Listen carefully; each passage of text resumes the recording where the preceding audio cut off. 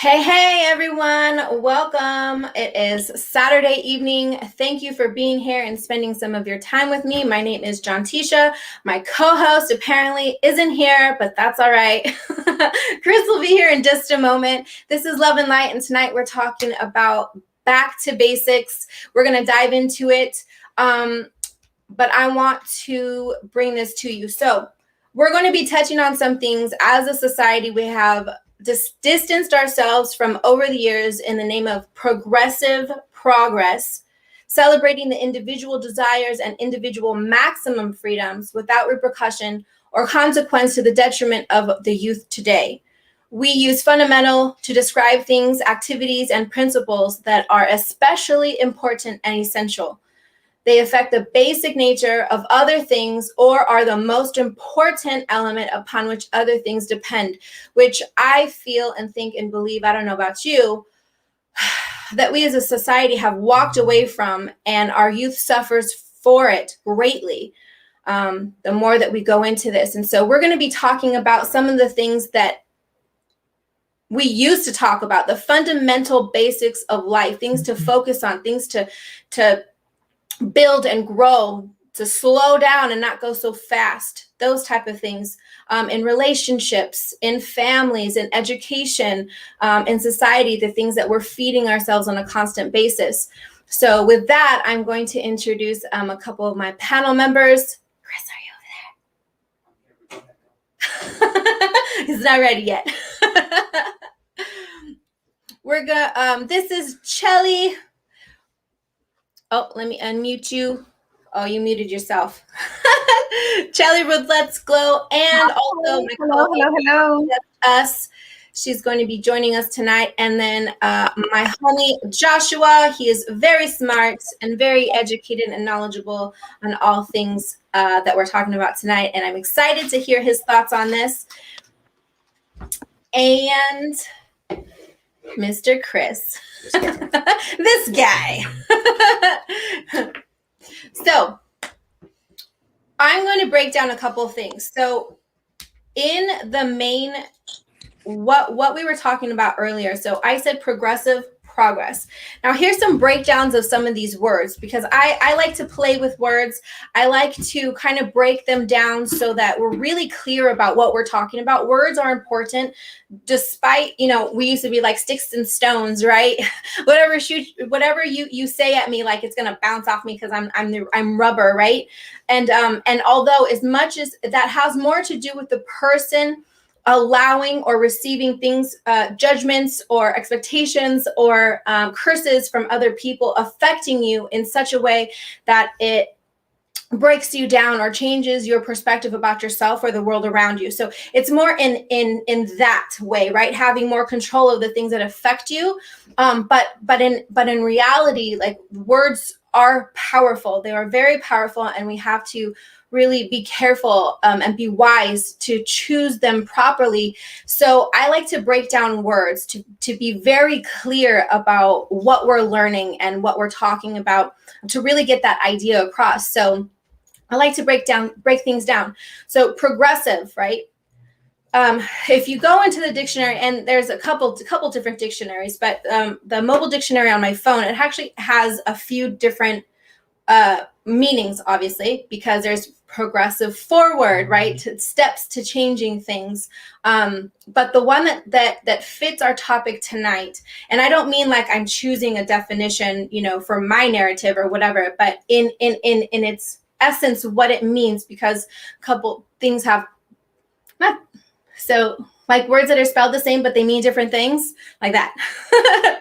So progressive, making progress toward better conditions, employing or advocating more enlightened or liberal ideas, new or experimental methods. An example of that is a progressive community. The idea behind this is that it's improving the things that are not working, right? But in today's topic, we're talking about walking away from a lot of the fundamental things that made us as families, as people, as youth, as communities very strong, which now we're not seeing a lot of that. And it's in my opinion, a lot of it because of the progressive ideas that we have been moving closer and closer to, and farther away from the fundamental or traditional ways of life, if you will, to help us stay focused and maintained. What do you guys think about that? Shelly? Unmute yourself. I was just gonna say, have Joshua go first. Okay, Joshua, you go first. Sorry. So, yeah, I think you're pretty on point with stressing the emphasis on the importance of words and actually applying how words are actually defined to certain situations. Progressive to me, I think, everyone would naturally agree with anything that's progressive. Everybody wants progress, but I think the main problem is nobody really knows what's accurately being chased or what people really want progress from. Because when you consistently just speak of progress, okay, yeah, everybody wants progress, but what do you actually want progress from? You want progress from all the traditional and fundamental values that people are already overlooking disastrously? Is that what you want progress from? So when people consistently just use phrases and words like that, but they really don't understand how important the actual meaning of the word is, it does create a problem. Because in order to have progress, you have to either tear something down or change something. And when things are being promoted in the name of progress, when they really ain't creating progress, you not only set yourself back, but then you tear down certain fundamental values that are actually needed to not only keep society functioning healthy, but also actually get real progress. So that, I think you're pretty much on the money with the importance of words. At 100%. 100%. Shelly, you want to weigh in? Oh yeah, sorry. I was saying goodnight to my husband, and I have my granddaughter today, so. But yeah, I agree with actually everything you guys said, and I think that this is the perfect time to actually like start digging into these conversations, kind of like rebooting, resetting, how to move forward with it. But really, I can't. I remind me not to go after Joshua anymore. I know, right? I tried to let you go first. I know, and I appreciate it, but I'm just gonna be like, yeah, I second that. I co-sign everything he said. Right. And so, right. So that leads me into liberal ideas. But it also says new or experimental methods. And yes, I understand that to an extent, in order to change things, you have to try new things that may or may not work. But oftentimes I find that even those experimental methods begin to be pushed and forced to be accept and make it a normal, that it's okay, to the point where it's not working, but we're still doing it, instead of retracting from it, getting rid of it, and starting again. Instead, we just keep going and going. You know what? I didn't ask you. Oh, what I thought? Yeah. Just to start it off, like I agree with what was said. I like the Joshua's comment. It kind of, to sum it up, like, what are we progressing to? And for me, like, as I was thinking about it, it's like, we have issues. We've had things that have went wrong. We have solutions. We put them in place. And the way I feel about it now is like, even though we've put certain things in place, we're still society is trying to, I don't want to say change all the solutions, maybe change some, advance some other ones, or improving some of the things we've done.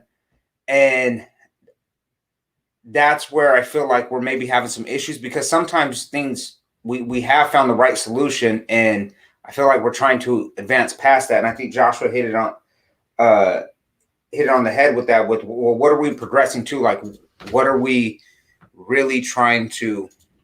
Where are we trying to end up? In society, like what's our next milestone? Or what are we trying to progress away from? Or improve that we think is wrong or whatever. Yeah. So that's kind of where I'm at to start this conversation off. Okay. Sorry, I'm over here doing multi things.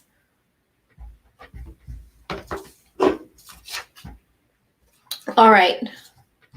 So with that, like I said, going into the liberal ideas. Now, the breakdown of liberal. Now, I don't know if any of you have looked up this word in the dictionary, but it has like a billion definitions of what liberal means. Obviously, you have like a liberal pouring of, or a liberal like in politics, or a liberal in this, or whatever. Like, it has a bunch of different breakdowns, but the ones I wanted to point out, and then it leads to liberalism, but the ones I wanted to point out that stuck out to me the most, especially again with this topic and how things are going right now, and really understanding that, and how it affects us as a community, as families, as a society, but then also with the government, and how like literally seeing how it intertwines and weaves itself together.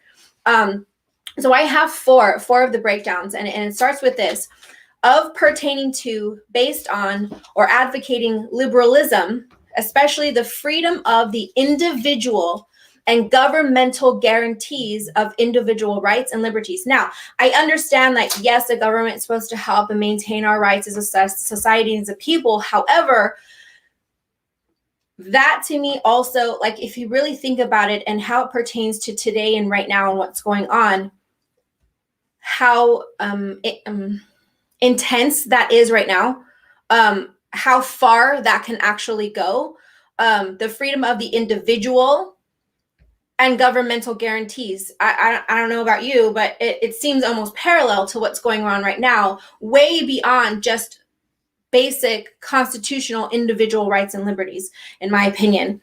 The second one is favorable to or in accord with concepts of maximum individual freedom possible, especially as guaranteed by law and secured by governmental protection of civil liberties. The third one is favoring or permitting freedom of action, especially with respect to matters of personal belief and expression. And the fourth one is open-minded or tolerant, especially free of or not bound by traditional or conventional ideas or values, etc. Think about all of those specific words and how they're put together, and then think about people today, families today, youth today, everything that's been going on legit for the last 12 months, how the government has been running, how all the people have been running, how conversations have been going. Like, really think about that, and then think about we as a people and society and how this affects us. Thoughts, Chelly? I have to remember to unmute myself. Sorry. I was going to say that. Unmute. I think that for me, like within that definition, right when you said that there were so many definitions, I keyed it in, and literally liberal of art, liberal of politics, liberal of this, liberal of that. But out of the definitions you read, I feel like today's society, today's world, would definitely, the last one resonates with me the most. The very last one you read, I'm not going to remember right now the exact words, but I think look around you. I mean, look around us and look what's happening. And I think that they manipulate words to make it fit a certain, to make it, basically, you know how you fluff stuff? You add all this extra fluff to make it look a certain way, but if you actually look at the meaning of it, it just means something totally different. I think, honestly, I don't know. Like, It's a lot. It really is, because I think that the way they put the words, right? If you're just reading that and you don't really know what's happening in the world, you're like, oh, cool, right? Right. You're like, yeah, of course. Like, yes, who wouldn't want that, right? Like, who wouldn't want that? So I think that when you start breaking them down, or when you actually look into what's happening around us, that definitely hits different. So for me, that very last one out of all of the ones you read, I was like, well, there we go. You know what I mean? Like, got it. There we go. But again, we just have to educate ourselves. We have to really start looking into things because words matter. Period. Joshua. All right, so What do you like better, Josh or Joshua? Does it matter? It doesn't matter. Whatever you prefer is fine. But so I don't know if it was the first one or the second one you read off. I think it was might have been the first one. Can you just repeat the first one again for me? Yes. Of pertaining to, based on, or advocating liberalism, especially the freedom of the individual and governmental guarantees of individual rights and liberties. Okay. Now see that right there, when you mix that in to why people need to stress the importance of actually defining words and what they really mean, those two go hand in hand, and I'll try to break it down as best as I can. Now, when they say governmental guarantees of rights, that's basically what they're saying. Mm-hmm. The problem is everyone is saying that everything is a right now. Like, right. yeah, you have the right to free speech, but I have the right not to be offended. Well, that's a conflict right there. Because if I have the right to freely speak, but then you could say, well, you don't have the right to freely speak because I have the right not to be offended, it's a conflict. That's what's happening with everything that is going on with government. And that is being used to basically trample on things that are actual rights. Like healthcare is not a right. Housing is not a right. You have the right to pursue that, but it's not a guarantee. When the government says that it's a guarantee, now it becomes a responsibility of society. And to me, society is just another word for the state. You know, in Europe, they used to say nothing outside the state, nothing again. It's just another word for the state. So that is why it's important to understand the meanings of words and understanding of what is actually a right. What is a human right? And even if there is laws, like you say, oh yeah, well, the government has laws, liberalism has laws. All right, yes, it does. But there's also unwritten rules and unwritten laws that society has forgotten about. You know, humility, just having common morals, you know, being respectful, treating humans like human beings. Those ain't in the laws. Those are unwritten laws that people overlook as well. But I think that one right there is the major conflict that's going on within society right now, because there's too many things that are getting labeled as rights that really are not rights. They're not rights. They're not a guarantee. And by consistently saying that they are a guarantee or they are a right, it creates conflict and it actually tramples things that are real rights. And that's a major, major, major problem right now. It's a major problem. That's something I would stress on majorly right there, for sure. Chris? All right. So throw that back up real quick. Sorry. And I agree with you. I think for me, it's the second definition. It was favorable to or in accord with concepts of maximum individual freedom possible, especially guaranteed by law and secured by government protection of civil liberties. To me, it's the maximum individual freedom possible. And I think that's where we are losing ourselves in this nation because, you know, like Josh, you brought up a good point. The right to freedom of speech and then the right to not offend. To not to be offended. Like you're trying to provide everybody these individual freedoms, and it's not possible. And I was kind of thinking something like before the show started. I was thinking they're trying to make we're trying to progress freedom, right? And they want everybody to be equal and equitable, and you got all these rights, but how are you trying to make America more free, but then also restricting us on many things? So like they want to restrict gun rights in some areas, but you want to advance certain gender policies. So we're progressing in some areas and not in other areas. But what I see happening is outside, you know, with the restricting some freedoms and advancing others. I think that's why we're in this dilemma of where some people feel like when we're progressing, we're trying to move towards socialism and communism and away from democracy and being a republic. because that's what some of these policies look like, because of the restrictions that they put in place.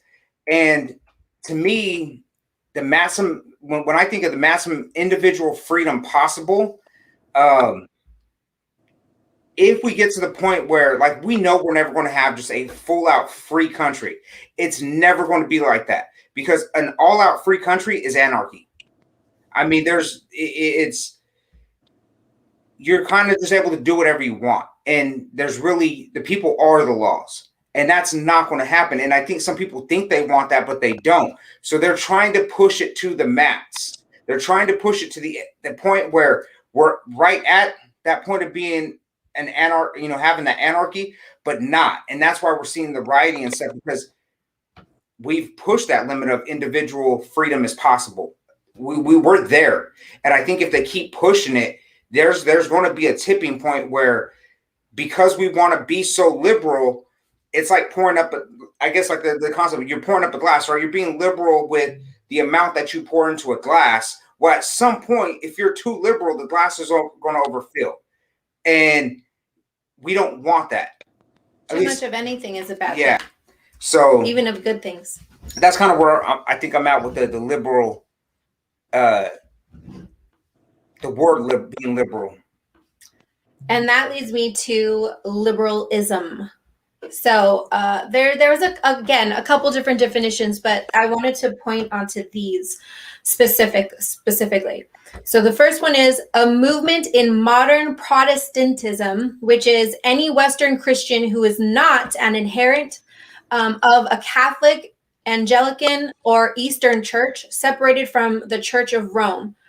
That emphasizes freedom from tradition and authority, the adjustment of religious beliefs to scientific conceptions, and the development of spiritual capacities.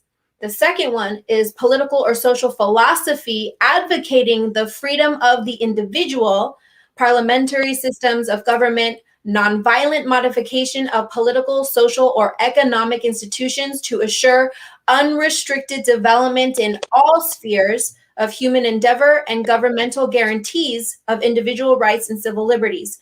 On the surface, this is great. And I think that we can all agree that, yeah, of course, we want some civil liberties. Of course, we want the freedom to pursue some of these things without being persecuted or without, interference from someone else just because they think they can, type of things. However, again, when you dive into these things, and you think about the way society is right now and how our country is right now and how people are acting right now and how it's destroying certain things. Now, I'm not saying that all liberal things destroy families or people or lifestyles or whatever. I'm not saying that. But based on the topic that we're talking about right now, think about these words. Emphasizes freedom from tradition and authority. Think about that. The adjustment of religious beliefs to scientific conceptions. How does none of that ring any bells to anyone right now? And again, I think that also goes back to educating oneself, right? Taking that self-accountability, that personal accountability of educating yourself so that you can participate in active, progressive conversation. Productive is a better word, I'm sorry. Active, productive conversations like this. Because if we can't have these, then life just will continue to break down. We'll continue to be at war, a word war, a culture war, a race war, if you will, constantly. What are your thoughts, Joshua? Yeah, so on that, it's pretty much they all kind of pretty much similar. The problems within it it's pretty much boils down to the people that are running around screaming that they're liberals. They're not actually liberals. They're not practicing actual liberalism, because liberalism, it is needed. I'm not going to bash liberalism and say it's not bad when it's properly practiced, and it's not being properly practiced, because you have liberals now who are using the argument. I'll give you an example. They say conservatives are against progress. They're clutching to their guns and their Bibles. They don't want progress. You'll hear that phrase from them a lot. But that's completely false, because you need a balance of two. You need conservatives to make sure that you don't overstep certain boundaries and trample on certain actual laws or just any human right in general in the name of progress or liberalism. So that's a major problem. People just see the label of liberal, they see the label of a Democrat, and they just let that roll. But these people are not practicing liberalism, and they're not Democrats. When you are constantly expanding the use of government power, that is not a democratic process. It is not a democracy. It is not liberalism. That is not progress. And that's why people really need to start understanding, and really do need to engage in dialogue and understand the importance of words, and that certain things are important, and they're not a laughing matter. Because you could take the word change for another example, right? Everybody wants change, but is all change good? They had change in Nazi Germany. That was bad change. They had change in Soviet Russia. That was bad change. So not all change is good. You know, Correct. people just they scream behind that phrase change. They scream behind that phrase liberalism, but they don't really know what it means. And it's not actual liberalism. It's going in a very bad direction. And that's why it's important to really understand those words. I think that the reason why conservatism is so important right now to be properly defined is because how I define myself to people when they're like, "Oh, why are you conservative?" I go, because I'm open to ideas, and I basically try to give you an explanation on things that really don't have an explanation. That's just the way they are. There's certain things that you cannot change. There's certain things that should not be changed. I'm open for progress, but not in the name of changing certain things that I know will be disastrous down the line. You know what I mean? That's basically Right. how I break it down to people. But yeah, man, that's really important, man, for people to really start to understand the real definitions of words, the real definitions of liberalism, the difference between left and right. We're not enemies. It's two different ideas. Both ideas and both beliefs are needed for actual progress. You can't achieve it with just one. It does not work that way. And Kim kind of proves that. She said, I was brought up as a Democratic in Boston, and I was told you don't question who is running, you just vote blue. Mhm. And that's where we're at right now.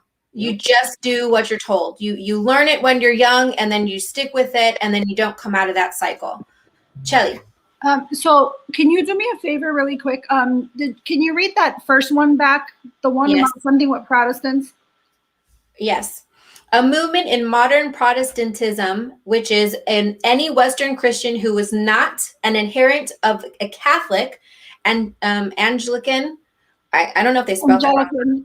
Yeah, but there's no E in it, so I'm like, Anyways, or Eastern Church, separated from the Church of Rome, that emphasizes freedom from tradition and authority, the adjustment of religious beliefs to scientific conceptions, and the development of spiritual capacities. So when you read it the first time, I just wanted to make sure it was the first one you said. So I think that that one stuck out to me because I was doing some stuff with Brittany, actually, like probably a week ago. We were having like conversations about stuff. And we were kind of talking about stuff in regards to religion. And she had said to me some research that she had did. Protestants basically were founded by taking a part of the Bible out, and they built off of that. So that definition, like, literally hits with the conversation that we were having in regards to this like progressive way of life that is being normalized for us. Mm-hmm. So yeah, for me, I'm thinking like if you look around at the world, and I think what Josh said is like, well, you need a little bit of both to kind of keep us balanced. You need the conservatives to make sure things don't go too far. For me, I just wish that people, I don't mind, I respect everyone's beliefs. I just wish people would read and actually educate themselves before they decide, before they, what am I trying to say? I wish they would just really like educate themselves so that they understand what that means 5-10 years down the road. Does that make sense? Mm-hmm. Mm-hmm. That's because I think that people, especially a younger generation, they live in the now. Right. And we don't think of the long-term effects, just like people are not thinking of the long-term effects of what this stimulus package is going to do going forward, or the ones that, for that matter, because to be honest and fair, I didn't like the last one either. I knew that Trump had no choice but to pass it. He was literally between a rock and a hard place. Right. But I didn't like it either, to be honest, because we are going to have to pay that. Our children's children are going to have to pay that back. That's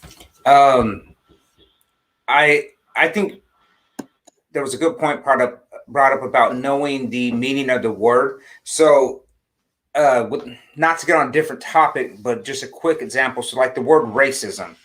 Racism used to mean that one race thought it was superior in all aspects to another. And as time has progressed, and you could say somewhere around the 70s, that word started being used to define racial prejudice and discrimination. Therefore, everything now can be racist. And because people don't understand the meaning of the word, it has put us in kind of and it's another thing that put us in a bad situation. And I think that's the same thing with liberalism. Because they don't understand what the word means, it has, give me a second. It has strayed us from either the progress we made, or it's taking us down, leading us down the wrong path. And I'll hit on the word, or the second definition was, part of it was the freedom of the individual. Is that the one? Yeah. So political or social philosophy advocating the freedom of the individual. And then towards the end of this one, it talks about unrestricted development. No, I'm sorry. Parliamentary systems of government, nonviolent modifications to political, social, and economic institutions. That's the part that stood out, was nonviolent modifications of political, social, and economic institutions. So to what you guys are saying, when people are running around the streets, rioting, talking about liberalism, we want to advance freedom, and then they're burning shit down, destroying stuff, that's not liberalism, because that's not a non-violent modification. No, you're rioting, you're breaking the law. But that has, because the word is not being used properly, people believe, okay, I'm on the left, I'm blue, I'm a Democrat, I'm a liberal, I'm not a conservative. No, you're a criminal at that point when you're burning shit down, because you're not even a liberal. You're using violent methods to try to get your point across. Something else too. I know, Joshua, we do need each other. And I think for people to say like Christians haven't, maybe there are some Christians out there, haven't progressed, I think that's not factual, because I believe many Christians have progressed, and they have practiced liberalism, because maybe you take 60 years ago, a Christian wouldn't have accepted gay people in society or even in their family. Now you can be gay and still be Christian. There's nothing that says that you can't. Now there's some things in the Bible that maybe talk about the acts, and that's, of having sex with the same sex. But I think, and from at least the churches that I've visited or been to, many Christians have accepted that, hey, yeah, you're gay, but you're still God's people. So that in that sense, there is that liberalism there. So I don't think everybody's like 100% one. I think we do kind of have a little bit of, conservatism in us, or liberalism. But I'll end this one with this: is I agree also agree with the fact that we need each other, because with religion, spirituality. There you go. We're a little tongue-tied tonight, yeah, religion, spirituality, and culture. Those things set moral and social standards, and they place limitations on those standards. So they'll say, okay, here's our standard. We'll walk up to the line, but we're not crossing it, because we have these standards. And I think because we're trying to be progressive, we keep moving that standard up to the point where I even think sometimes we're crossing over it. And that's why we're in this situation, because We don't all have the same standards as American, and that's our part of our freedom. I think that's also part of the reason why we're in this situation, because we have to come together and say, okay, hey, here's the limit, and this is it. Like we got to meet here in the middle ground and agree that we have to have certain limitations. And this goes back to somebody, and you'll hear me say this a lot. It's things like there's fact and natural law. 1 + 1 is 2. Boys are boys. That, I mean, we have to agree on that. And if we could agree on that, I guarantee we'll start making that. I don't even want to say progress. We'll go back to how things were 5-10 years ago. We were doing good. We kind of strayed from that. And with that, we are going to bring on Miss Suni. Welcome to the chat. Sorry, I was texting. Smokey, hey, I missed you. I felt like I haven't seen you in like, I don't know, a week. I've been busy, man. Yeah, what are we talking about? She's been running around doing a few things. So today's topic is getting back to basics. So we're talking about, you actually came right into like, we're transitioning now. So the breakdown of some of these words. So I sent you, I don't know if you got it, but I sent you like the opening, basically how we as a society over time have gotten away from the fundamental building blocks that have helped us stay on track, right? So courtship, friendship, sex education, being parents before being friends, personal accountability, and school before sports and relationships. As important as sports are, so is being educated, and sports and whatnot are actually luxuries. They're not a rite of passage. They're luxuries. And if you want to, so anyways, that's part of the topic. And as I had that, I opened with how we've come away from that in the name of progressive progress. And then I broke down the word progressive, which leads to liberal, which then leads to liberalism. And I broke down each word to really get an understanding of what those words mean, and really thinking about how they apply in our society right now and the government right now, and how things are compared to how they were. That makes sense? Yeah. That's about where we're at. So the last one, we broke down liberalism. You saw me? Okay. What liberalism really, what it really means. And I'll go over those. So we'll pick up from there and we'll go. So there's two main ones that I pulled from liberalism. The first one is a movement in modern Protestantism, which is any Western Christian who is not an adherent of a Catholic, Anglican, or Eastern church, which is basically they're separated from the Church of Rome, that emphasizes freedom from tradition and authority, the adjustment of religious beliefs to scientific conceptions, and the development of spiritual capacities.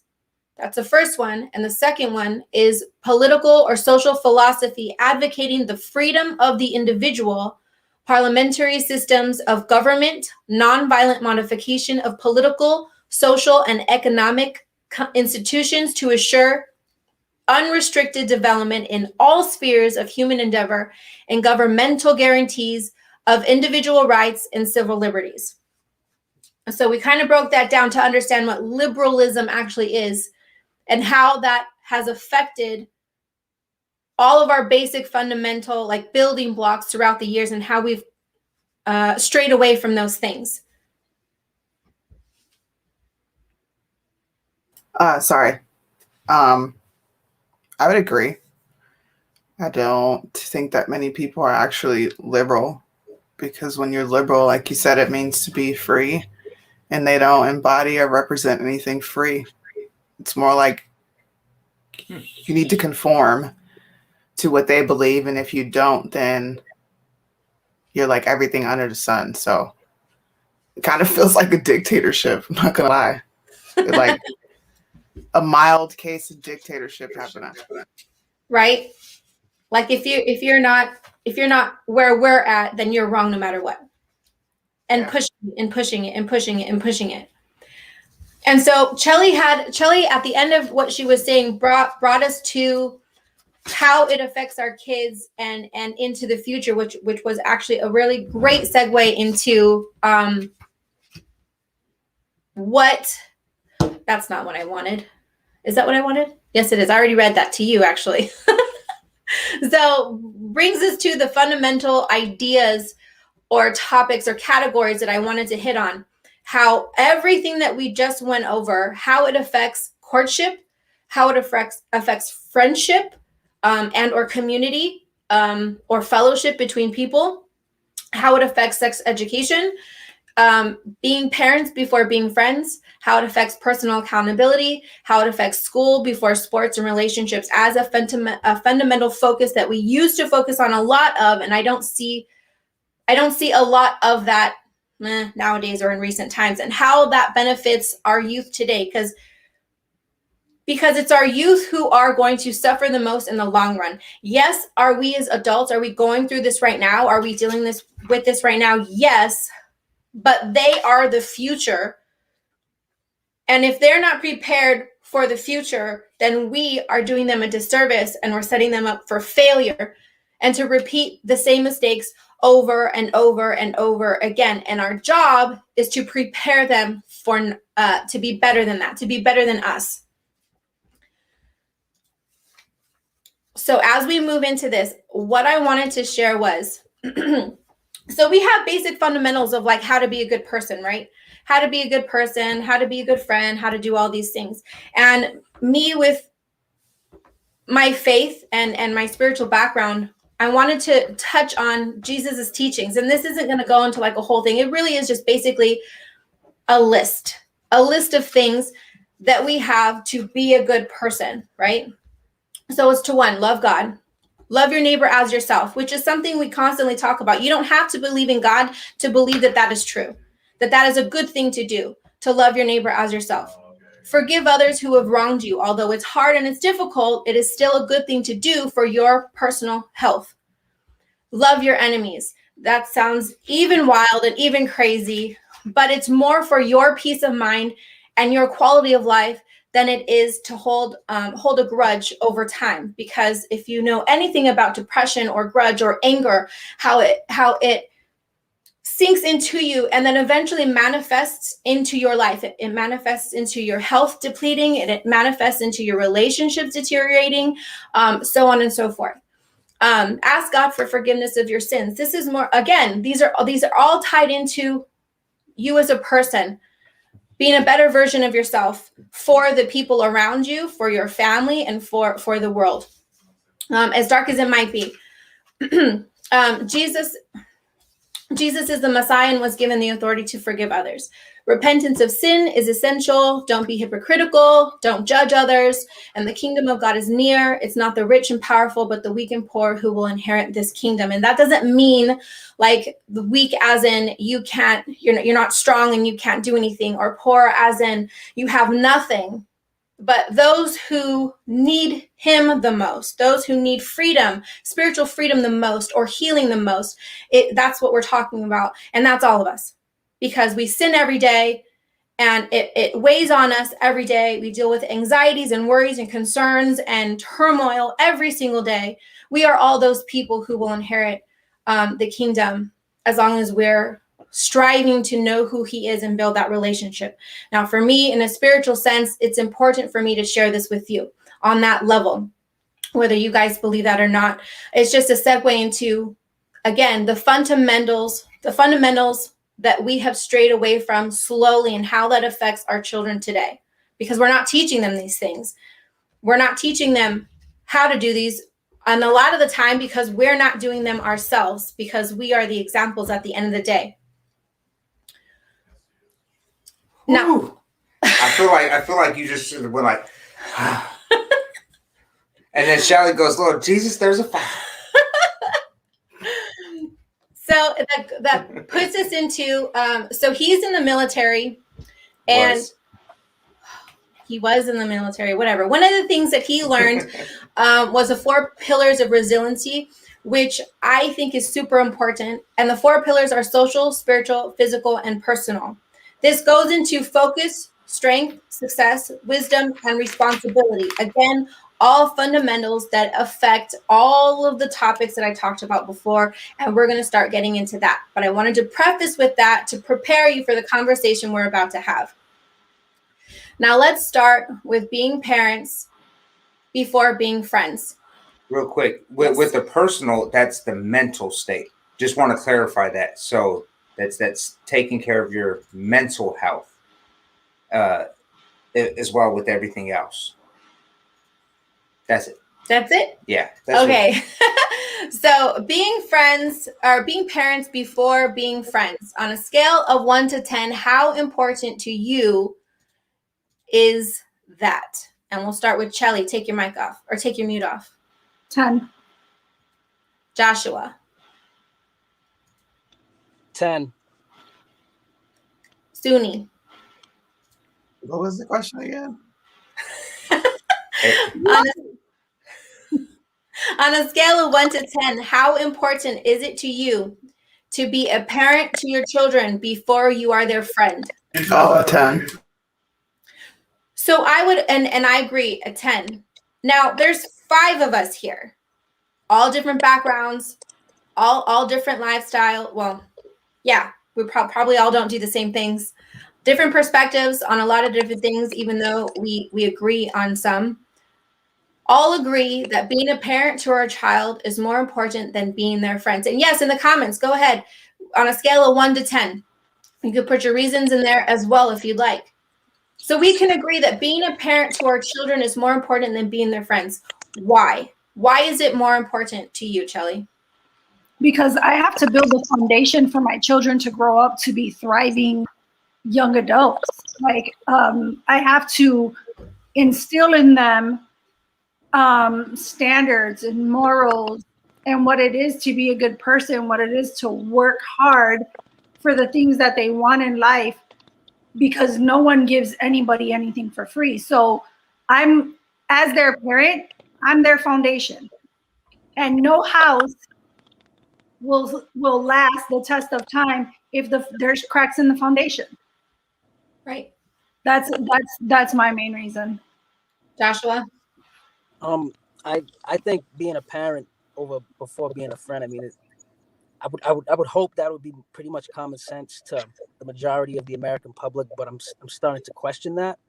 But I think it's really important because a lot of parents, you know, with the way society is, they don't want to hurt their kids' feelings. But you need to hurt your kids' feelings. That's part of being a parent, because when you hurt their feelings, that's how they learn their lessons. I mean, oftentimes parents discipline their children. They might hurt their feelings in the short term, but it's to benefit them in the long term. You know what I mean? And if you don't do that, then you basically get the society that you're kind of seeing now. You know, people idolize the victim and the person that is consistently failing before they actually idolize somebody who's putting in the work. People are condoning just malicious behavior. People are allowing people to burn, loot. They're okay with that because people are idolizing victims, and that comes from parenting.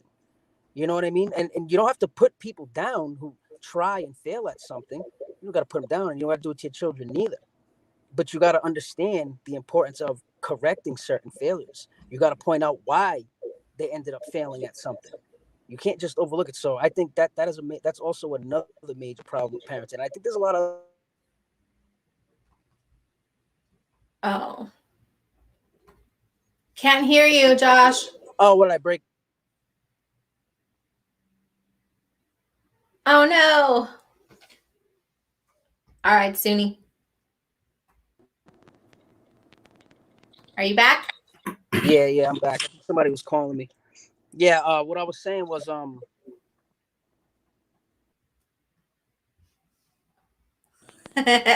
We're calling him again. Yeah. Somebody keeps trying to call my phone. But yeah, that's basically, I think it's important. I also think there's other things too, though. It's kind of not parents' fault, but it is parents' fault in a way, and that has to do with a lot of the technology that's out as well. You know, a lot of parents are overwhelmed with the way things are right now, whether it be work, whether it be you just got a chaotic life, all the things going on around you. It's understandable. But I often see kids on the phone constantly. I see kids as young as 9, 10 years old with a phone. I see them on the big phone. There's nothing wrong with it. You know what I mean? I'm not saying not to get your kids anything nice. I'm not saying that. But I see kids getting consumed and basically being raised by these phones. They're being raised by what they see. And that's why you see people that are more reactionary to an image or something that gets posted before actual facts. People are before reading the caption. Yeah. People are just it's reactionary. So I think it's a major thing. I think parents need to start taking some accountability on some of the problems that we see right now stem from that. From actually, not doing what parents are supposed to do. And I'm not saying I'm a perfect parent either. I have my faults just like everybody else, but I try to work at it, to the best of my ability to make sure I'm doing what I know is needed to be done, so my children don't fall into that rut of that group think, thinking like the group and feeling pressured to just agree with the group and things like that. You know what I mean? So I think it's very important. Suni? I think it's important because I relate to it on like a social media aspect. Like social media was big for me growing up. It's just a part of who we were. You had a social media, you had friends, that was it. So I look at it like this: you are your child's first influencer. You set the tone for everything. Mm-hmm. Your friends want to make you feel good. They want to hang out with you, but your parents, they're going to prepare you for the world so that you don't conform to the world. Like that's what I think a parent's job is. And a lot of parents are asleep at the wheel because YouTube, Instagram, Snapchat, TikTok, all these things consume your child while you're working. And I know, some parents got to work. I get that. You can't have eyes on your kids 24/7, but check in on them. Right. Yo, what you doing, bro? Right. I watch it on my son all the time. What you watching? Oh, yeah. For real? Tell me what it's about. If I don't like it, to do it, guess what? Turn it off. It's that simple. Yes. If you're upset, you'll get over it and we can have a conversation about it. But I tell them all the time, my kids are 9, 7, and 5. I'm not your friend. I'm your mom. Mm-hmm. Because that basic level of respect is what's going to stop them from they're going to make mistakes, but they'll think twice because they don't want to disappoint their parents. I'd rather them fear me there rather than anything else. So I think just be your child's first influencer. I agree with that for sure. Oh, you just got hit with a... Oh. My husband's playing PUBG. I'm sorry. That's Ricky, right? Usually it's my son. Yes. Oh, that's Ricky. Yeah. Hey, Ricky. That's not my son or my husband. He's upstairs sleeping. It was Suni's husband this time. It's Kyle. Oh. That's why I said for the first time it wasn't me. And he's like, pan. Oh my God. Yeah. They're playing PUBG. This is what I got to deal with. Nice. Chris. All right. So I like what Charlie originally said. And that was we're here to build the foundation for their lives. And when they're little, we do build a foundation. And as they get older, we help them maintain that foundation for what they're going to live on until we're not here no more. And Joshua and soon you guys both brought up some good points as far as being the first influencer in their life, and how some people they're worried about how they feel now versus the long-term effect, the short-term versus the long-term. And I think that is something we're missing and I think that's part of the reason why we're in this oversensitive nation right now. Like everything, there's certain things that are just people are oversensitized about, and then there's certain things that they're desensitized to. But feelings is a big one, and emotions, because everybody, nobody wants to hurt anybody's feelings. Don't hurt your kids' feelings, because if you do, you're the worst parent. And because I think too many people listen to that, that's where they don't want to hurt their kids' feelings. That's where they put themselves in the friend category. This ain't a relationship. This ain't like you're going out on a date where you're trying to be friends with somebody, get to know them. No, these are your kids. And we should care, we shouldn't go overboard, but it's not the right now feelings. It is those, how are they going to feel about it later? And for me, Like I'll tell my kids, and this is kind of a military thing that I learned, like being in the Army. Like they'll straight up tell you, go fix yourself. And if you don't fix yourself, when you come back, I'm gonna help you fix yourself. Like I'm gonna make sure you get there. And when you start learning stuff like that, like I was already with that, like that with my kids, but I tell my kids that, like, go fit, you better go take care of that. You better go clean this up. You better go fix this. Like fix yourself, because if I got to do it, it's not going to, you're going to lose stuff. You're going to lose phones. It's not going to be nice. Be fun. And I've gotten to the point where like I've upset my kids so much and they'll give me that face and they're like, yeah, like that's fine. Because I much rather you hate me. Like you can hate me right now. I much rather you hate me and think you hate me, because in the long run, as long as you're successful and you add to this society, you can continue to hate me the rest of your life. But if you don't go to jail, you're not living off the system, and you're being successful or you're progressing in life, I'm good. Like, so if you feel like you hate me, by all means, hate me. But I'm going to make sure that you're fed, you got a roof, and I teach you the right thing, or what I think is the right thing. The hard things. The hard things. Yeah. So I'm willing to make that sacrifice. And I think because people aren't willing to be real with themselves, like, hey, you might hurt their feelings. They might hate you for a couple of days. They stray away from that. But hey, I'll tell you what, I'm okay, because I've pissed my son off, my oldest. I've made him really mad where he's upset with me for a couple hours. But you know what? He gets over it, and then we sit down and we have a conversation, and we're good, because he knows my intentions are just trying to look out for what's best for him and to progress him forward. It's tough love. All right, Sumi's got to get going here, but she's got a little something she wants to share. I'm just saying, like, look, if your kid draws an ugly picture, like, tell them it's ugly. If your kid is walking around singing, bro, and they can't sing, tell them that's not your lane. Like, tell them it's okay. It's okay. Look, we would not have American Idol if more parents told your kid, like, dog, that's not it. If they draw an ugly picture, tell them. You'll prepare them for the world. So when they grow up and they think they're the best artist ever and it's garbage, when that person tells you, yo, you're not an artist, they're not destroyed. Because that's what happens to people. Yeah. Your mom told you can go be a rapper. And it's like, no, you can't. No. Well, that's kind of like our oldest was swimming for a while, and really he was just doing it just to do it. But he would try to win, but only during the meets. He wouldn't really try to excel during practice or listen to us when we're like, hey, there's some YouTubes that you different strokes you can try, or try this, or, you got to do some land exercises too, so that your body is strong enough to be in the water. And he was like, the whole time I'm like, yo, I don't want to hear nothing about you not winning or not this or not that. If you're not willing to work for it, if you're not willing to do the work, then I want to hear no complaining. I want to hear it. That's it. Like that.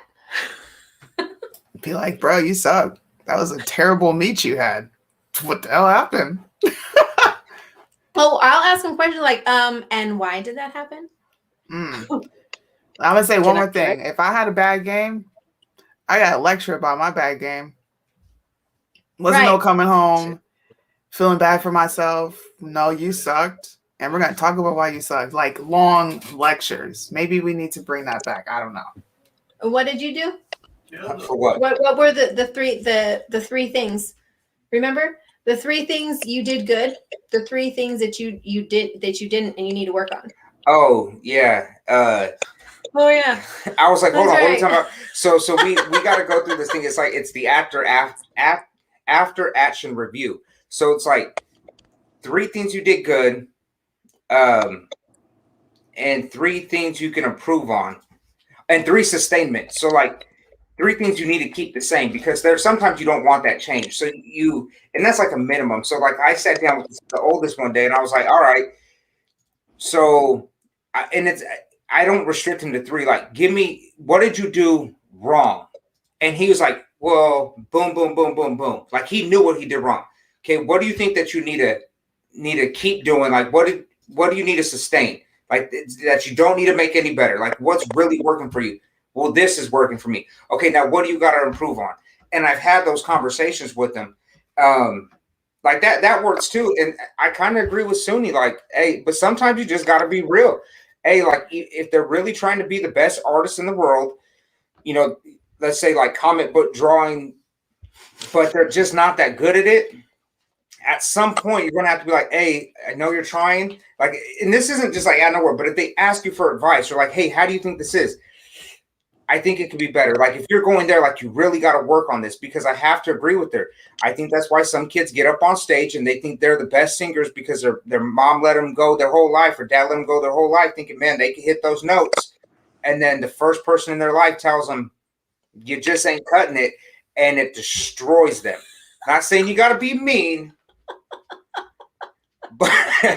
but you got to be honest with them at some point. I like that. Well, you know, my daughter, she goes, Mom, do you think I could sing? Like, do you think I could be a singer? I'm like, well, I think you can do whatever you want if you work hard for it. If you do the practice, if you do the vocal lessons, if you really work your singing abilities and talent and skill, then yeah, of course you can. But not unless you do the work in order to become good at what you want to do. I'm gonna have to disagree. Hey, some people just can't sing. Well, no, I understand that, but okay, look, it's like this. If she can hold a tune, and you can hear that she can hold a tune, that means that she can improve. Yes. You, on the other hand, I was jamming out before you guys got in, but I had it on mute. Can I just add something to this topic since we're talking Yeah, about I definitely want to add something too. yes, of course. I want to circle back to after Josh. So I agree with what Suni said, but I want to add something to what Suni said too. So parents, it is your job to correct your children. Yes, it is your job to critique your children. It is your job to point out it's okay to set goals, but it's also important to point out unrealistic goals. That's important. But another thing that's a problem with parents, and a lot of parents are at fault for this, is they try to define what success is to their children as well. You often hear parents always talk about, you got to go to college, you got to go to a university, right? That's success. Yeah. And I think that's a major problem that happened with a lot of parents. And I think it's another major problem with conservatives overall, because we've gotten to this point in society where it's not who we are, it's what we are. Mm-hmm. What we do for a living defines us, not who we are. That doesn't define us anymore. You know, everybody's stuck in this rut of work and consumption. You work all week long. Even when you often meet people, right? It's not, nice to meet you. It's like, what do you do? Right? Right. It defines people. So I think parents are making a mistake with that too, is like constantly putting that pressure and telling their children on what you should do to be successful. And I think it's wrong, because a lot of children grow up to universities, and a lot of kids go to college, and it's garbage. They're learning nothing but garbage. My first job was at a restaurant, and I was a dishwasher, and I was working with waitresses that were done with college and couldn't get a job. They were waitressing, and there's not wrong with waitresses, but that's just an example. You know, so I think parents need to stop falling away from that. You know, college is good. I'm not saying college is bad. It does have some good things with it, but just as important as it is to critique your children and tell them that they can set goals, but it's also important to point out unrealistic goals. It's also just as important to know the boundaries on telling them what defines success as well, and what you should sacrifice for success. You shouldn't sacrifice who you are for success. You shouldn't let your job define you and define your character, and you shouldn't let money consume you as well. Money is important, but those things should not define you as a person. So I think both of those are important. Correct. Go ahead, Shelly. So yeah, I just wanted to say, I agree that you have to tell your children what their strong suits are, so to speak. But I'm not for the telling your kids, hey, that picture sucks. That ain't me. I'm not that parent. It's just not me. I think that when talking to anybody, there's a right way and a wrong way to say things. And we need to be very aware of age appropriateness. Yes, I don't believe in raising like little crybaby whining kids either.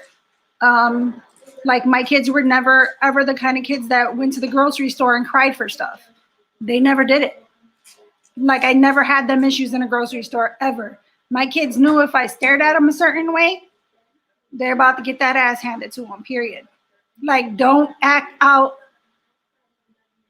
I just think, again, when building a foundation with your kids, or when your kids are in the process of growing, for them to be successful, and I am guilty, I'll say it, I am guilty of focusing on college readiness. Now, mind you, I am almost 50, and I've come from the ghetto. And in my neighborhood, you were always told, you can't do this, you can't do that. So I was going to make sure my kids did everything people said they couldn't do. I think that with so 3 of my daughters went to college, and then now my son is about to go to college. But I think with him, it's the first time I've ever considered having him go to a junior college to get his get all the little things out of the way, or the military.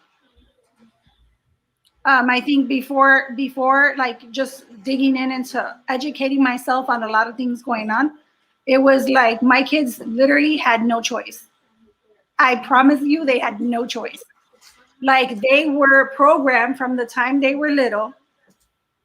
Like schoolwork is your only job. That's the only thing that I need you to be great at. Everything else you want to do, I'll support it as long as this is first. So I was one of those parents. I was guilty of that. Thank God it worked out really well for me. My kids are great kids, because in the same regards with college, even though I think college, they are pushing so much crazy stuff. Like two of my daughters went away to school, and at some point when they came back, it was like I didn't know who they were. And now, mind you, at that time, I was a Democrat my whole life. So even it was just a little too much for me. You know what I mean? Like it was just, who are these kids? Who are they raised by? Kind of thing. But I will say that when you have an open relationship, and by open, I mean a relationship where you can communicate with your kids, where your kids can trust you to tell you anything, because you're not going to judge them. You're not going to look at them funny, or yes, they know you're going to have a conversation with them and you're going to tell them the truth. I keep it 100 with my kids since they were babies. So I think that, and for my kids, they wound up like a lot of the things that were instilled in them, that shined out, that shined through over anything else. So for me, like I said, I'm kind of guilty of all those things. I was one of those parents who it's college or nothing. Like, and it was literally, you go to college, you go to the military, or you get a job and you move out. Yeah. Like literally, that's the way it was focused. But like I said, I also for little kids and stuff, when my kids were little, they didn't really, my older kids, they didn't really play with like electronics and stuff all that much. Like it was limited, very limited.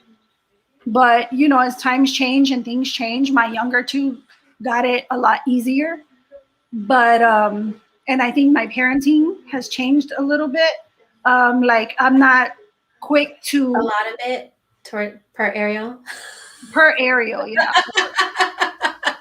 Yeah, per my daughter Ariel. But my middle child here, my middle child be like, she needs to stop. But no, it has changed. I'll say it 100%. It has changed. I've learned as a parent, because I realized that I was not a perfect parent, but I always knew that. And even to this day, I'm not a perfect parent. I learn every day from them. They learn from me. And I think that for me, having people say that your kid shouldn't fear you. You know what I mean? Like that's unhealthy. All this new like liberal ideology. And I was like, you know what? No, I want my kid to know, like, hey, I don't have loose hands with you. But if you ever think that you are going to act a fool, Right. like I will take it to you. Like respect is first and foremost. And I've been fortunate that things worked out for me. Like I said, I made many mistakes, many mistakes, and I'm learning every day. I just want to clarify something real quick.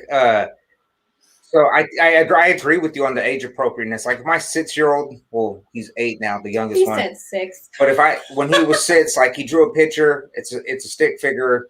Like, okay, he's 6. But if he's 14 drawing stick figures, talking about, Dad, look, this is amazing. I'm like, it's a stick figure, kid. It's okay.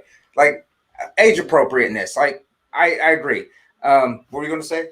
I was going to say there's a difference between fear, as in scared fear, and respect fear, or a healthy fear. Yes, exactly. There's a healthy fear of, so like the fear that we have for God, right? It's in reverence to, it's in awe of. So we don't want to let him down. We don't want to, we make mistakes and feel bad about it. Like we don't want to sit there in that, and we don't want to disappoint, right? It's the same thing with the kids. They don't want to disappoint us, to have a look at them in such a way. I remember it horrible situation, stupid situation, but I was in high school and I got caught shoplifting, but I had the money in my pocket. Like I legit went to the store. It was at the mall too. I went to the mall to get clothes for work, and I had money in my purse, and my old habits kicked me in my ass. It was so bad. It was so bad. I walked in with one, walked in with 2, came out with 1. Like it was legit. Like, what are you doing? Like, what are you doing? And so my biggest disappointment in that was being at the police station in a little room or whatever, and having to sit across from my mom and see the look on her face when she looked at me. Never did it again. Never did it again after that. I agree with you on that part. Like my son, he's had some things where he would, like, if something, let's just say something didn't go great, and then we had to like talk to him about it or something, like he would literally like write us a letter, and my son stands at like 6'3", and my son would literally like, he would be, and he's not super emotional, but he would be like more like, oh my God, like I disappointed you guys. Yeah. Like, that was my son, of all my kids, my son's biggest fear was disappointing us as parents. Yeah. You had something to add? No, it was just a healthy fear. That's all I was pointing out. Yes. So, all right, so there is a difference. Even though liberals will say there is not, that there's no such thing. And I'm like, well, right. And that's like one of those things that goes back to fundamental values, is that it is a healthy fear to you.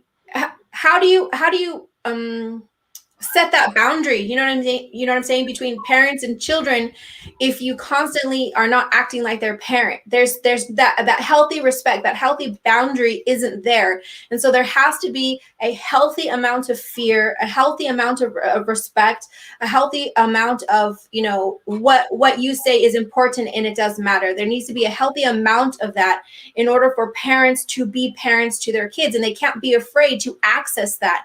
And so that's what I mean by distancing ourselves from fundamental values of letting our kids run all over us, letting our kids be the point of focus of our life until we run ragged, to where we can't be an effective parent. And to those, and there are some who that is what they do. No, I'm not taking anything away from you whatsoever. This has everything to do with relationship with your child, period. And so that's going to move us into how we feel being parents before friends, and how that affects our kids in their school, in their friendships, in their courtships, and the responsibility of that, and how we've come away from that over time to what it looks like now. So school before sports and relationships, on a scale of 1 to 10, how important is that to you? Chelly? School before sports? Yes. 10. So education. 10. Education before sports and relationships. 10. Wait, Josh? wait. You said, I'm sorry, hold on, wait. I want to make sure that I'm clear. You said school before sports? But then you said and relationships. Like what do you mean in regards to relationships?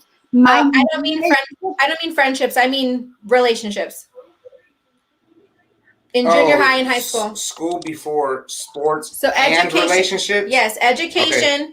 Education as a primary focus before sports and before relationships. Like boyfriend, girlfriend. Boyfriend, girlfriend. Like their friendships.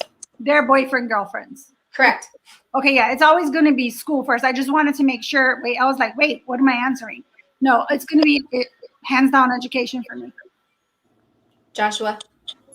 This one's a little tough for me, only because when it comes to education, I kind of, it falls into a category of like, really, what do you define as education?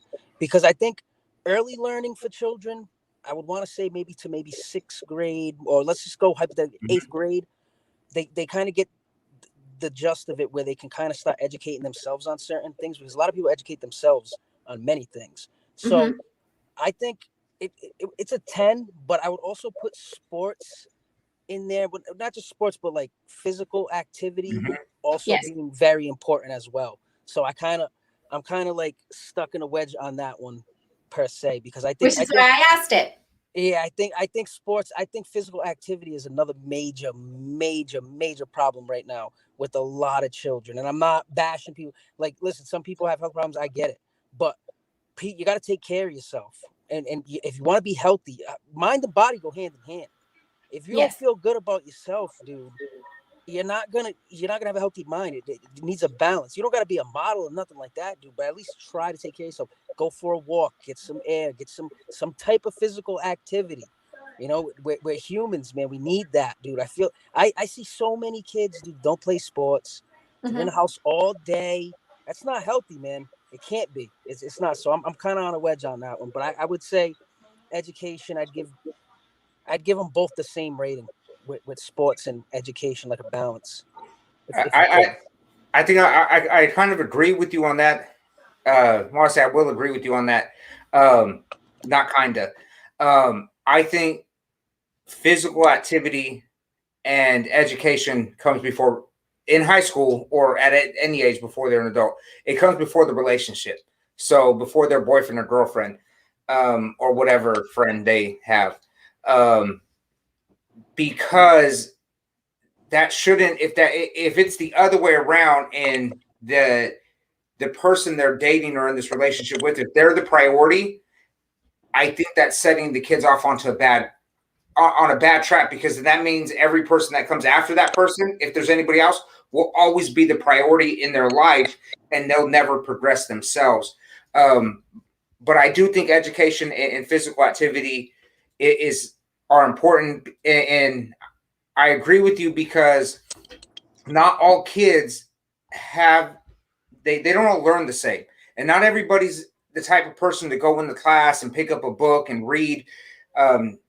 There's different we all learn differently, is what I'm getting to, and not everybody is meant to go to college. I firmly believe that there's just some people that don't have the mental capacity or desire, but I'm not outside desire. Like, just some people just don't have that in them to go to college and to gain excessive amounts of knowledge, and to actually have, like, that goes back to kind of like we were talking about yesterday. Like, they might get the knowledge or might be presented to them, but they don't have the wisdom to use it. And some people have a hard time gaining it. Like, some people just have a hard time with school. But if you put them in front of something, whether it be sports or hand tools or automotives or whatever it may be, like, they might excel in that. You mean type of education? Yes, type of education or physical activity, because some of it's, like a sport. Some people, different things might be able to help them excel in life. I do think that you should have a little of both. I do. There is that's that part of resiliency. I think you need the balance. I don't think you could be you can't be all about sports, because if it's all about sports and you don't have any type of knowledge, numbers, math, or whatever, you're going to get played. So you got to know a little bit. You got to know what $1 million is, and if somebody's taking 10% versus wants 30% of your check. This way you don't get screwed. But outside of that, I mean, it depends on the kid.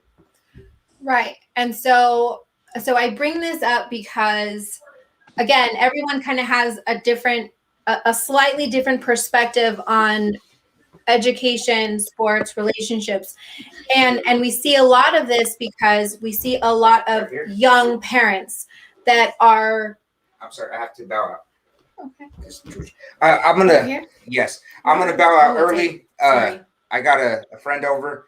He's coming to visit. I appreciate it. Shelly, I know I'll see you. Joshua, it was nice seeing you again. Hey, I really like when you come back because I make my little notes and put them in my little folder.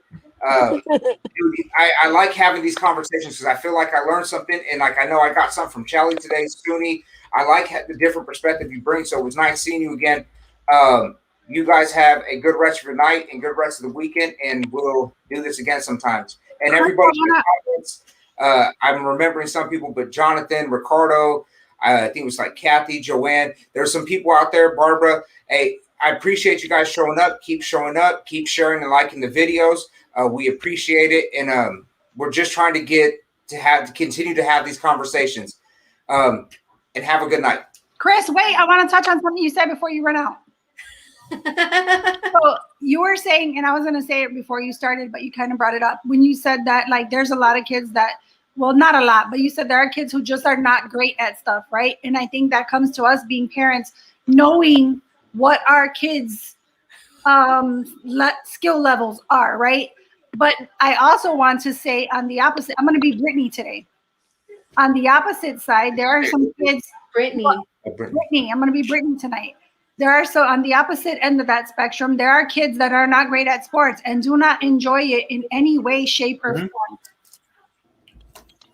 So I think that that's also a thing. Like my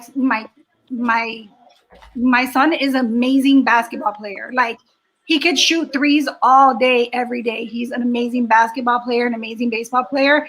He doesn't like doing it on a team. Mm-hmm. It drives him nuts. And not to mention, so I just kind of wanted to throw that part in because there's like two sides of that. And I think that we need to just know their strengths. We need to know their weaknesses, and kind of like focus on that. And like now my son is older, so he goes downstairs and he works out with his father. So he's starting to get the like, the exercise and stuff in. But prior to that, like we've put him in baseball since the time he was 4. And I think he just grew to hate it. Yeah. I really do think you gotta have a balance. Like one of ours, he doesn't. Davian, he's not a sports he's not person. a real active kid, but he likes baseball because it's the lazy sport. Like that's his thing. Like he likes running to first base. Like he'll run the bases, but he's cool. So I agree with you. At the same time, it just comes down to balance. I think you need a little bit of everything. I do one more thing before I left because I was going to say this, Josh. You said something about being a model. Like, you don't have to work out. Not everybody has to be a model. I'm telling you, dude, that's hard and it's also unhealthy. So I agree with you. We shouldn't be at that level. You type it. No, balance. Balance is key. And everything. Have a good night. And I will see you guys next time. Good night, Chris. So the reason I brought it up is because I over the years, and I think that the number has increased over the years, is young mothers, young fathers, starting as early as 8th grade, which is about 14, 15, all the way into high school. Some don't graduate, some do. Some are very, very, very determined about it, and some go into a trade school after, or they get their GED, and then some just don't. And their children end up being the ones who hold the legacy of the family, who are the first to graduate, or who are the first of this. I mean, that's a lot of pressure, in my opinion. It's a lot of pressure to put on them because we weren't taught when we were younger the fundamentals of life, the things that will keep us out of trouble, educating our kids so that they know what is right and what is wrong, or knowing the consequences of the choices they make over time. And that's why I brought it up. I do understand, and I do know that there are some kids who are just not sports savvy. I just ask because more often than not, it's the parents who push the kids into these certain things. But without that education, and I say this in relation to school specifically, in your junior highs and in your because typically in junior highs or elementaries, like they don't really start having school sports until they're maybe fourth grade. And that's like the latter half of elementary going into junior high and then into high school. And I see, you know, which I get and I understand. Well, my kids they get good grades, especially in high school. They get good grades and they're doing what they're supposed to be doing. So it's okay if they have a boyfriend or girlfriend, or it's okay if they do this or that. But even straight A students can get pregnant and have kids early. Even straight, okay, hands go raised. Even straight A students who are in leadership, who are in, you know, student politics or whatever they're called, even they are not what do you call it? Immune to peer pressure.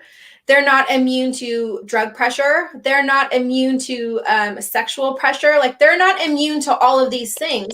And so I find it in my perspective and the way I see this, I find it a little naive to think and believe that they deserve or they have a right to an extreme amount of privacy away from our view and knowledge of what they're doing just because they have good grades or they seem like good kids, even though their attitude's off the roof, especially when they're away from you, or they're doing all these things that you don't know about without having that relationship with them. And so that's why I ask that. It's because, again, nowadays it's more like, yeah, go ahead, go do that. Because a lot of parents, again, I said this lots of times, not tonight, but in general, parenting is exhausting. Parenting is hard. Having good and positive relationships is not always easy because it takes work, and a lot of people are not willing to put that work in. And that's something, again, that is an old fundamental value that we no longer talk about. We no longer educate other parents, other friends. We don't educate our kids on how to have good, positive relationships. We're friends today. We're not friends. We're friends today, but we're not. Oh, we're not friends anymore because we're in a fight. Or, oh, we're friends again. Like my daughter did this when she was younger. Ugh, she's younger. She was only in 5th grade right now. She's only 11. And a year or two ago, she came home talking about we're friends today. We're not friends. Like going through the stress of friendship. I'm like, yo, no, no, no, no. You're either going to be friends or you're not. You're either going to be friends through the hard times and through the times that you don't understand, and you're going to work it out and you're going to ask questions and you're going to figure it out and you're going to put that time and effort into that friendship, or you're not. But what we're not going to do is go back and forth in between. We're good today. We're not good tomorrow. Also, that's not a friendship. That's not a friendship because that's not how you build relationships. And so parents shying away from those important and difficult talks with our kids is missing. It's a fundamental thing that is missing from a lot of parents today. And there could be a number of reasons. We're not going to get into that. But I'm just talking specifically focused. Yeah, focus. That's not the right, like I have a thought in my brain. It's not coming out right. I think that like as far as like boyfriends and girlfriends, my daughters, well, my older daughters, because they're the ones that are the oldest, well, 3 of them anyway, they were allowed to start dating. And I say dating at just like lightly. I say dating. Like, yeah, we know that they're going to use that little boyfriend girlfriend term, but I'm like, first of all, we're keeping you pretty busy. I know where you're at, who you're with, because I'm not one of those parents like, yeah, go ahead, take the bus with your friends, or somebody else's mom is come picking you up. No, I'm dropping you off. I'm talking to a parent so they can see this face in case I got to come for them. Like, I need to know where my child's at, who they're with at all times. I drop them off, I pick them up. So for me, like, I've not really had an issue with the whole boyfriend girlfriend type thing. You know what I mean? Like, I think my kids kind of just, again, when you're instilling that foundation from the time they're young, and you're having all these talks as they come up, because, like, you know, like, your daughter will come home and tell you little stuff she hears. They're gonna hear stuff even if you're not talking to them about Right. it. They're gonna hear stuff in school. So when they have those questions, you have to answer it. And again, I would advise people to use age appropriate language in that process. But I think for me, like, I've never really had to deal with that, you know, like, boyfriend, girlfriend. My son is 17 and he's like, I'm good. He's like, I'm selfish.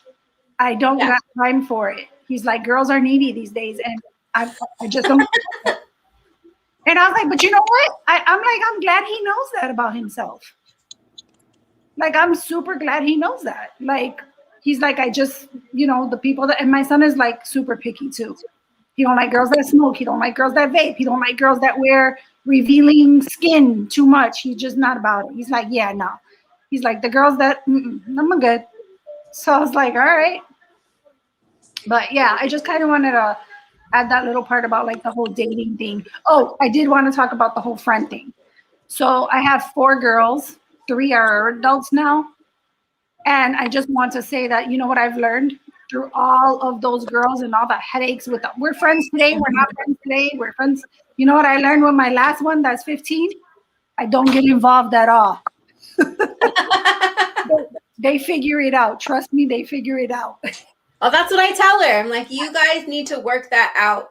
I You gotta don't work it out because this is nonsense. My daughter will come home and she'll tell me all this stuff, right? I'm like, okay. Like, because I keep the communication open. Mhm. So I'll be like, okay, well, maybe, you know, because my daughter too, my youngest one, she's super stubborn too. So sometimes I have to tell her in a nice way that she's the problem. Because she is. Like, my daughter is like, hey, I'm going to tell you like it is, period. That's it. Yeah. There's no leaning with her. She's like, well, hey, if you're acting like that, then you're acting like that. I don't care. My daughter's like, I don't got time to coddle you. You're not a baby. So yeah, I've learned to stay very, very far away from those. Josh, your thoughts? So on friends, especially relationships with kids in school, I think a lot of it comes down to, and a lot of people, they kind of miss this aspect of it. It's freedom to do things comes with responsibility. Freedom is responsibility. You can have the freedom to, you know, maybe talk to a boy or vice versa. That's fine, but it needs to have some responsibility to it. Right. You know what I mean? People want to be free to do whatever they choose, and the same applies to kids. They want the freedom to do this and try this, but those things that you choose to do with that freedom does have responsibilities that come back. So, and I think a lot of that, again, falls into the parenting part and certain fundamentals that are just not taught, or they're not taught at the level that they should be. And it's Right. just overlooked. You know, everybody has the freedom to make a mistake, but nobody has to have any accountability for these mistakes. Right. Because your mistake isn't, the mistake you make isn't your fault. It's somebody else's fault. Well, I wouldn't have did this if this wasn't like this, or I wouldn't have, you know, well, there was people drinking there and I made a bad decision. No accountability. And that's the thing that comes with those fundamentals, and it's not there anymore, and it's not good. It's not healthy. A society can't function with a whole generation of people that are just, they feel like they have the right to just make whatever mistakes they want and say whatever slanderous remarks they want and promote these absurd policies all they want, and even vote with no responsibility. People don't even know what they're voting for. They have no idea. None of that. There's no. They just know what they're voting against. Yes, exactly. People are defined by what. It's not who you're voting for, it's what you're voting for. Right. They're not voting for Joe Biden, they're voting for a Democrat. They're not voting for the left, they're voting against the right. All of that stems from that responsibility, that life, the freedom of life in general comes with responsibility. The freedom to parent however you want, that's your choice to parent however you want. But it comes with some responsibilities. When things don't go right and your child's become a handful, that you need to take accountability for that. You know what I mean? Right. Those are all things that it's huge, and it's missing, and people are just misinterpreting the words and what they actually mean. It's not good. It's not going to go, nothing's going to change unless people take some accountability for that. And even people like us, like we're doing the right thing, and it needs to continue, because people feel no responsibility to how things are in society. People have this false notion that things are just going to work their way out on their own. It won't get that bad. No, it's going to, really, you can guarantee that. So you're not going to take any responsibility. You know things are wrong, but you're not going to speak up against them. I'm not getting involved in that. You know, Yes, indifference. exactly. You see people getting basically demonized for being conservative. You're not going to say anything about that. You have no responsibilities for that. You know what I mean? They're passing policies in school, education, where they're literally telling white students they have to deconstruct their whiteness. You're not going to take any responsibility for that. That's the whole point of that fundamental of self-accountability. Your society, the country you live in, the benefits you receive from that comes with accountability. Your free parenting comes with accountability. And if you teach your children that right, you don't have to worry about them making a lot of these bad decisions, because they know that if they do make a bad decision, they're accountable for it. If that makes sense. Yes. And that's a perfect segue into my latter part of this conversation is personal accountability. And again, these are fundamental things that we don't talk about enough. We don't share enough between our friends. We don't share enough between our parent friends, or even getting to know, which is another thing we kind of didn't go over. But with friendship and courtship, right, comes sex education. Not being afraid to have those conversations with your kids at the appropriate time and appropriate age, because they're going to start moving into this area. My daughter's 11, and she's going into that, the pubescent age, the pubescent stage of her life. And I was like, okay, when she's this age, I'm going to start bringing it up. When she's this age, we're, at this point, we're going to start preparing for it, so that she knows when when she gets there and it happens, that she's not unaware of it. Like, she's not taken by surprise. Haven't had the sex talk yet. She's not there yet. She's nowhere near there yet, but we will have that when it's time. He takes care. He has a talk with the boys. I have the talk with her. And then being on the same page as parents, being on the same page, teaching the same things. We may not teach the same way or parent the same way, but we are at least on the same page when it comes to our parenting style and what we expect of our kids. That's another huge thing that I think that a lot of parents have a hard time doing, because they're so used to this, or they're trying to reverse some of the parenting things that happen to them with their kids, and they're overcompensating in some areas, which we've all done it at some point or another, and just don't realize it because of that self-awareness that we're lacking. So when you brought up the self-accountability, that kind of goes into the next point that I want to make, is that when some of these fundamentals that we don't teach right now, right, is to live in the moment. And when I say live in the moment, it means to be present and aware of the things that are around you, what people are talking about, the words that they're using, how they're being around you, like learning how to read someone and to be aware of them, for a number of things, so that you know how you're going to react in such a way, because that's the only thing that we have control over. We don't have control over anyone, anything, or any place around us, except what we think, feel, and believe and see and perceive in the world. We only have control of that. That's it. Not even our kids, because if that were the case, our kids wouldn't have meltdowns in stores. They wouldn't have meltdowns because they didn't get candy today, or they didn't have meltdowns because they don't want to go to bed. They wouldn't have meltdowns or attitudes. You know what I mean? If what you said goes and that's it, and there's no question about it, they wouldn't have feelings about it if you controlled them. And so that's another thing that we have to be aware of. Another thing, pushing, nurture family and friends, nurture your relationships. That's not pushed enough. That's not talked about enough, because it's, again, about the liberalism ideal, right? Is about individuality and only yourself and what you want and how you feel at the moment, instead of nurturing the friendships and relationships that you have now, which are going to be the things that get you through the hardest times of your life. And if you alienate those people, you're going to be alone, and it's going to be worse. It's going to be harder.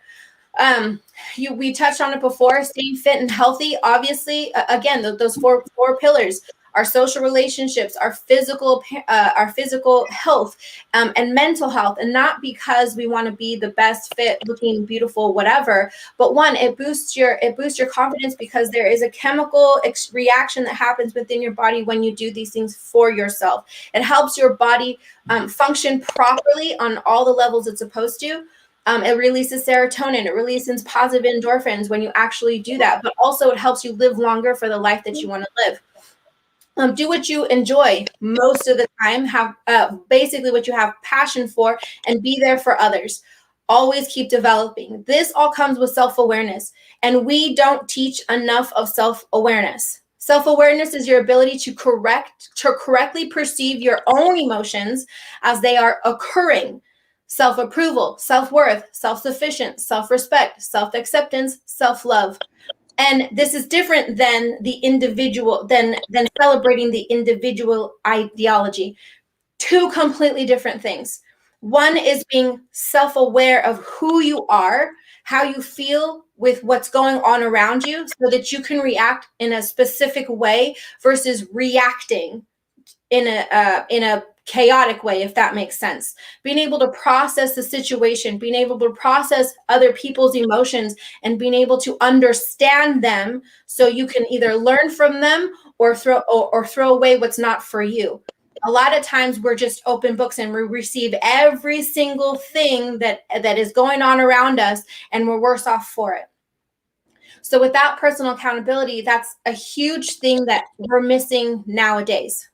It's a fundamental thing to be aware of who you are, not what you do, not what you offer, because what you offer is different than what you're worth, if that makes sense. And we don't talk enough about self-love. And one of the things I mentioned earlier was to love your neighbor as yourself.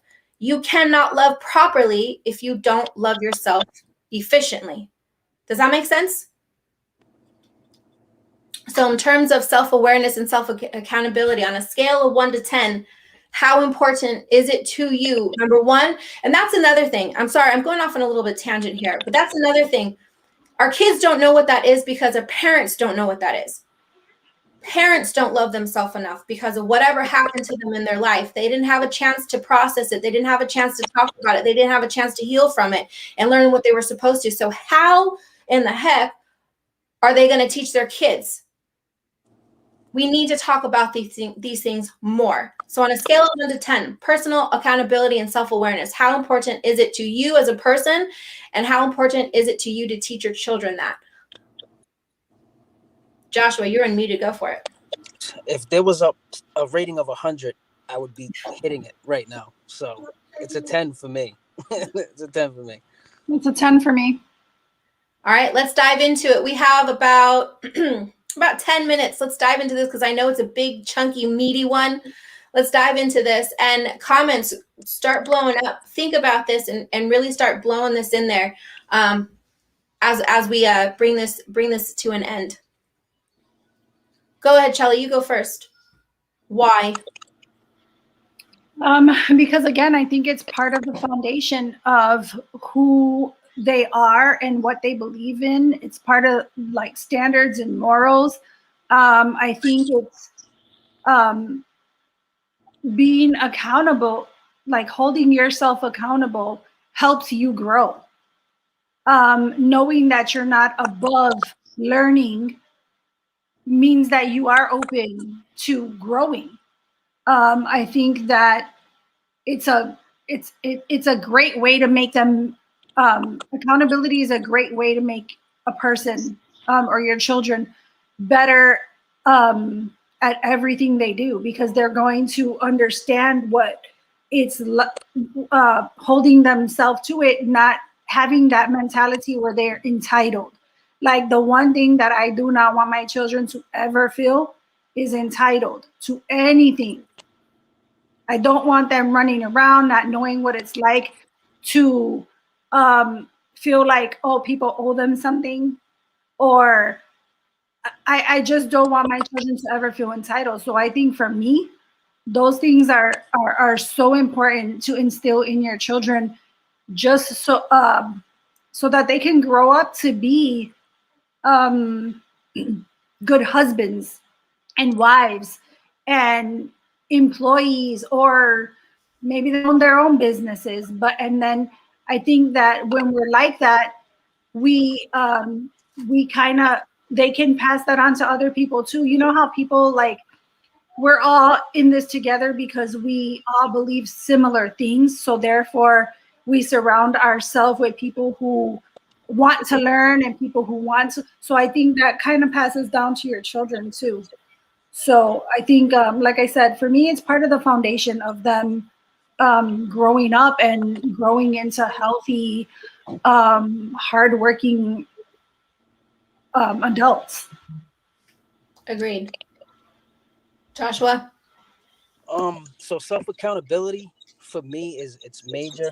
I'll give everybody a quick story about me for people that don't know. So I grew up very, very poor. My upbringing was nothing like you would imagine. My father died when I was about 3. My mom fell apart. She couldn't handle it. I ended up in a foster home for a little bit, got adopted by my nana. And, all my life I was constantly told that it was acceptable for me to have just erratic behavior because I had a bad upbringing. I could constantly project my behavior on the cards I was dealt in life, and I had no accountability. And I was not taught accountability by my parents. Parents can't teach accountability, but that's not where I learned it.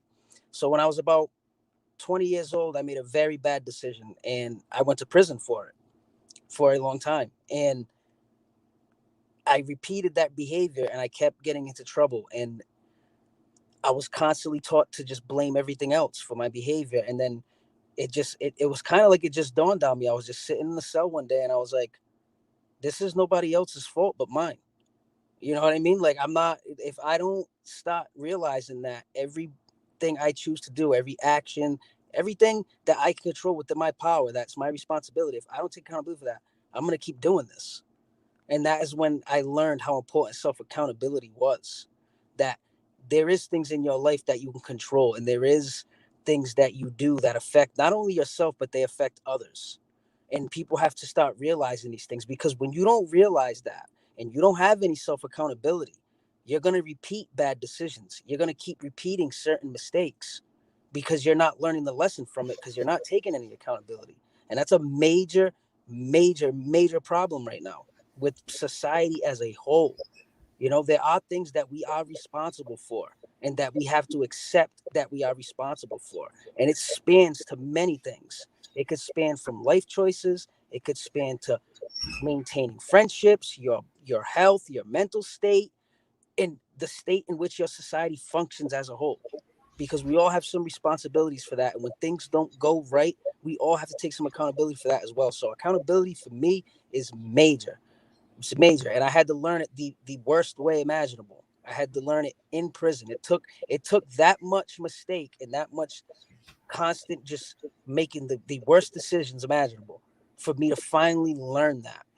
Mm-hmm. I was blaming everything. I was blaming my life. I blamed God, blaming God. Why'd you take my dad? Blamed everything except blame myself. And I kept repeating, perpetuating that behavior. And then once I dawned on that, my life has never been the same. I got a good job. I'm happy. I'm learning things. I'm reading. I'm doing things I never thought I could do. And it all started with accountability. So I think accountability is major. It's major. Yes. And I agree.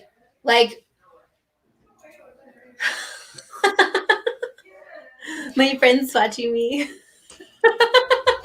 Squirrel. So that's huge, because again, personal accountability also comes with self-awareness, and that's something that we don't have. Again, like the fundamentals of what we used to be taught: courting, actually getting to know someone, building a relationship with someone, having friendships, and not having acquaintances, or especially in high school, and it leads into your early adult years, and no, none of us are perfect. I'm not perfect. I did my shit when I was young, so I get it.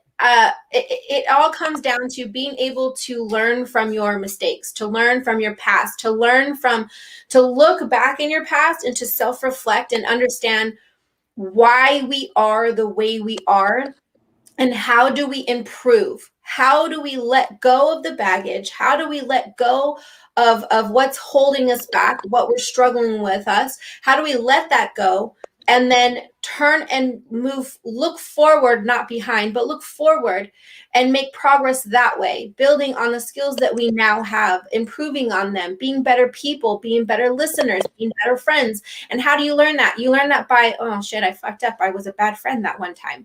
I don't want to do that again. I don't want them to feel like that. I don't want them to feel like they don't mean anything. So I have to make different choices moving forward in the type of friend that I want to be, the type of spouse I want to be, the type of, girlfriend, the type of brother or sister, the type of employee I want to be. That's all that's all personal responsibility. It's all self-awareness. We cannot have a society that has personal responsibility if we as parents who are building the next generation of this society, if we don't learn that ourselves first. And if we're not talking about it, if we're not sharing our own ideas and our own perspectives and building on it to make a better world forward, a better kids for the world that we're in, it's never going to happen. It's never going to happen. We have to continue to talk about self-love and self-worth and where it comes from. It doesn't come from the outside world. These are basic fundamentals that we used to talk about. Don't judge a book by its cover. Walk in love. Get to know that person. Don't just automatically assume they're a certain type of way. Invest in someone that you think is worth spending years with. Invest in that relationship. Don't just jump into it thinking, I want temporary satisfaction right now. Because temporary satisfaction is exactly that. It's temporary and it goes away. And then you don't learn who these people are. And then you get stuck with these people for almost the rest of your life. And what kind of quality of life is that in the end? What do you guys think about that? I agree with that. I definitely agree with the temporary solution thing, and you could kind of tie that into parenting because I'll give you a hypothetical. Parents often they'll go with the temporary solution of not actually telling their kids the truthful thing to not hurt feelings, and that's a temporary solution, but it's not good for the long run. So people can't have the outlook of constantly relying on a temporary solution with long-term goals. It's Right. not feasible. It's not feasible. You can't take shortcuts to benefit for a long-term solution. It's just not. It's not feasible. It does not work. It's not logical. It doesn't work. Right. This doesn't work that way. You know what I mean? You gotta address things how they're supposed to be addressed, and you can't take no shortcuts. You can't do it. So I agree with that 100%, 110%. Kelly, you look like you have something to say. No, I was just saying that I agree with everything that you said, and I agree with everything that that Josh said.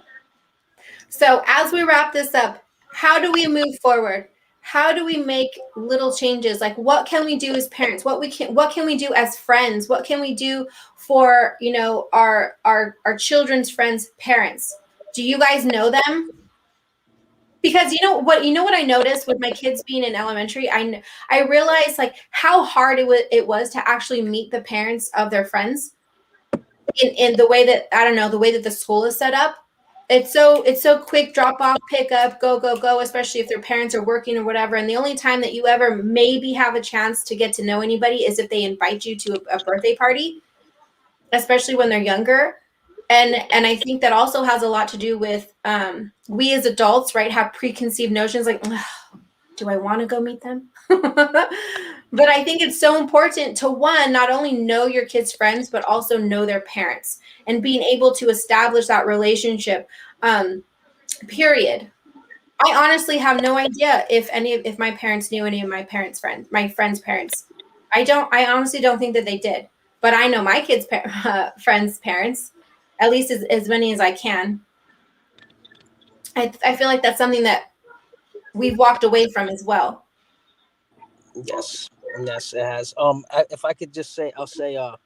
So one thing that has actually happened with me is in my state, I'm working with a lot of local politicians on a state level, as well as certain committees, to stop the advancement of critical race theory. Now, my state is trying to implement it statewide. and I went to, and I'm actually glad that I attended, because I went to there's like a parent teacher committee thing, and other parents ended up going that never previously had gone, and they were baffled. They were in awe. Like they were almost pale, like ghostly white, because they did not believe that this was actually happening. They didn't know. And I think that it was a wake up call to parents. Yeah. That they need to stop paying attention to some of these things, because I think it kind of set into them like, holy shit, how did I not see this? How did I not see this on my child's work? Because when they actually seen some of this stuff on the curriculum, it's bad.